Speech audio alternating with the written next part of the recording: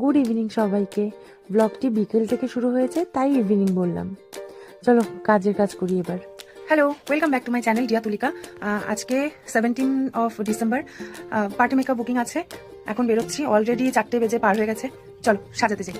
As makeup artist আমাদের যেটা কাজ হয়, লোকেশনে পৌঁছে আগে নিজের অস্ত্র শস্ত্র সাজিয়ে গুছিয়ে নেওয়া আর ক্লায়েন্টের জন্য ওয়েট করা। তবে ভাবিনি এরপরে একটা মিষ্টি সারপ্রাইজ ওয়েট করছে আমার জন্য। শীতকাল, মনটা একটু চা চা চাইছিল, আর সামনে চা আর বিস্কিট হাজির। চা খেয়েই কাজে লেগে পড়লাম, কিন্তু সময় বেশি না থাকায় মেকআপের ভিডিও ক্লিপ নেওয়াই হয়নি। আর একটা গেস্ট পার্টি মেকআপ ছিল, তো চলো শুনে নিই দিদি কেমন লাগলো। আমার খুব ভালো লেগেছে। কারণ যতবার সাজতে যাই ততবার আমি তোমার হচ্ছে সাজতে চাই, ঠিক আছে? আমার তো ভীষণ ভালো লাগে তোমার হাতের কাজ। Thank you. আচ্ছা, আরেকবার ক্লোজে একবার দেখাই আই মেকআপটা। যেহেতু ব্লাউজটা গোল্ডেন কালারের, তাই আমি আই মেকআপটা গোল্ডেন রেখেছি। আর রেড শাড়িটা অপূর্ব সুন্দর, সিফন জর্জেট বেনারসি, ভীষণ সুন্দর শাড়িটা। তোমরা দেখো আর বলো কেমন লাগলো। চলো সিঁদুরটা পরে হয়নি। এখনই সিঁদুরটা পরাবো। দিদির প্রবলেমেটিক স্কিন হওয়া সত্ত্বেও মেকআপটা খুব সুন্দর বসেছিল।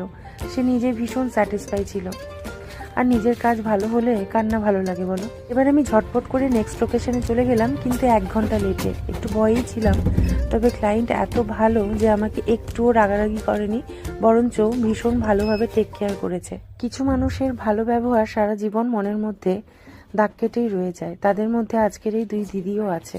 সময়ের অভাবে আমি এই দিদিরও ভিডিও তুলতে পারিনি, তাই আমাকে কিছু ছবি দিদি নিজে থেকেই সেন্ড করে দিয়েছিল, আমি সেটি অ্যাটাচ করে দিলাম। ব্যাস, কাজ কমপ্লিট করে আমি বাড়ি ফিরবো, তখন রাত্রি প্রায় 10টা বাজে। অনেকদিন ভাবছিলাম আকরামের রোলটা একবার ট্রাই করব, আর আজকের থেকে ভালো সুবর্ণ সুযোগ আর হবে না। তাই রোল আর বিরিয়ানি নিয়ে বাড়িতে হাজির। আমি আর মা দুজন মিলে খেয়ে ঘুমিয়ে পড়েছি। বাবা এসব খায় না, তাই বাবাকে দিইনি। দিন শেষ, এবার চললুম।